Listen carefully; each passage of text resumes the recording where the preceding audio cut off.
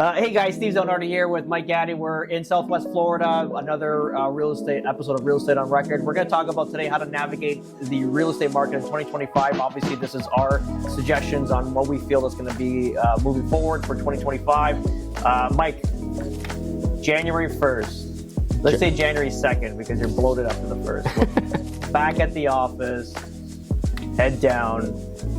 What's your buyers and sellers to navigate the 2025 market? I think it's going to be continuing on what we're doing now.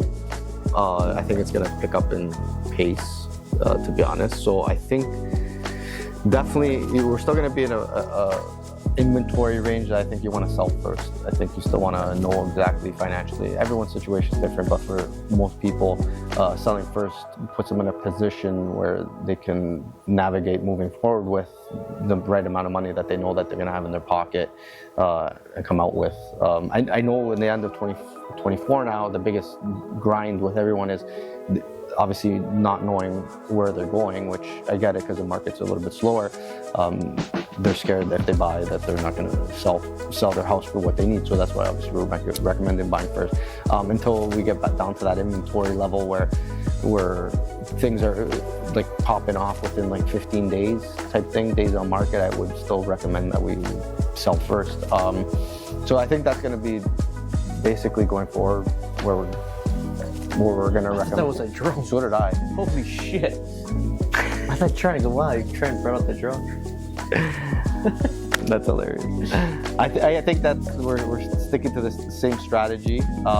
If things do change where we're getting into quicker days on market, maybe we can recommend to buy first. But again, unless we're in a really hot market, I'm not suggesting that to anyone. And again, everyone's situation financially is different, so it's what they feel comfortable with. 100%, I agree with you totally. I mean, we're conservative thinkers too, in that sense of like, you know, get cash out, get your money first, and ultimately buy. There's still enough inventory to make that decision too. It's not like you're going to be stuck with a property you don't love. You just got to have faith in the system. You know, if you have, especially if you're selling your house and you have like a 90-day closing, you're going to have 90 days. You know, you're gonna have, number one, to sell a property might take 30 to 60 days plus another 60 to 90 days to close. You're gonna have 4 to 5 months to find a property. There's no way that you're not gonna find something you love. So I definitely agree with you, but it's almost like, especially buyers that have to sell, they can't see that. They get so fearful of that, like they're gonna get stuck into something they don't like. They get caught up. We've had a couple buyers where it's like we put in offers on 3-4 properties, and they still couldn't see like that we are gonna find something. We have found something, right? It's if we were sold, we would have been in a better position to move forward more aggressively on the properties that we actually really like, right?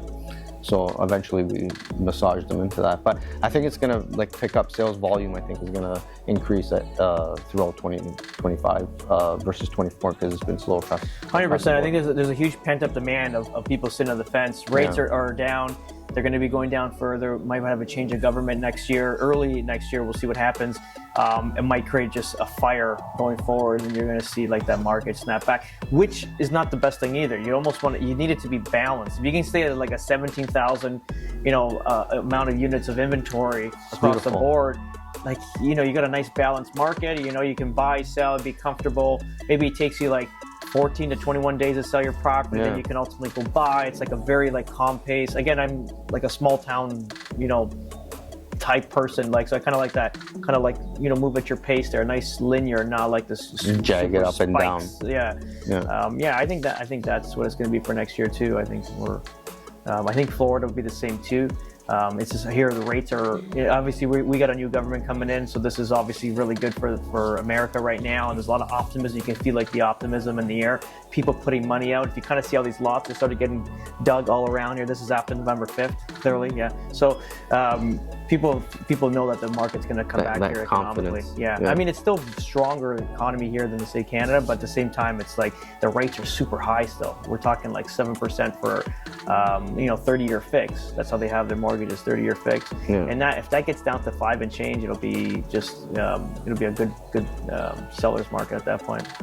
Yeah, so I think I think even the second half of 24, it's been to a lot of our clients buy. Like this is the time to buy, right? Because like we were saying, we've had some fantastic deals that we've purchased, like phenomenal deals. Like we're talking like $60,000-$70,000, buying for less than the last one that just sold, 5 doors down like a month ago. Like those are, you can't get better. How much more are you gonna get? Like I know you're getting phenomenal deals right now.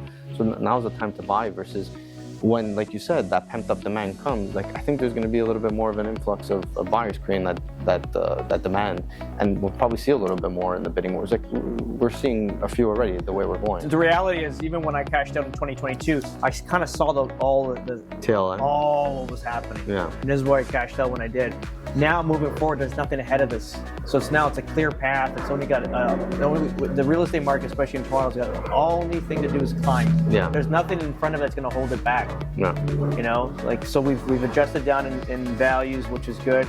Rates went skyrocketing, kind of leaned out people that couldn't afford the houses. They kind of sold off or held in, and everyone's kind of status quo right now. So there's nothing forward. There's nothing economically that's going to affect the real estate market. So again, it's just going to climb. Hopefully, gradually climb. So it's a nice transition into 25 into 26. Again, we're talking a little bit of new construction. We have a site that we're representing. We're pulling in sales, but it's like 1-2 a month. It's obviously it's a high price point. And I think at that price point, it's fantastic. To be honest with you, like to have people that I would say the average price is 3.1 million, to have like 1-2 a month and sell like 25% of that property or project out already. Like I think it's pretty decent. Yeah, it's really for considering the times. Yeah.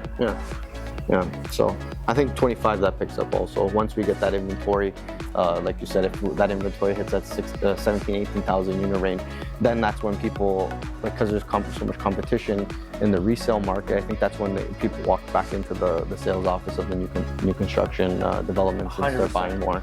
I think if you kind of split the two between low rise and high rise, like condo versus single family dwelling, like I think condos are going to be stuck for a way longer than low rise for sure. Yeah. I think low rise is going to get there. It's going to be good. It's going to be a good market a lot faster than, let's say, the condo market. It's super saturated. Still buildings going up. They're going to be.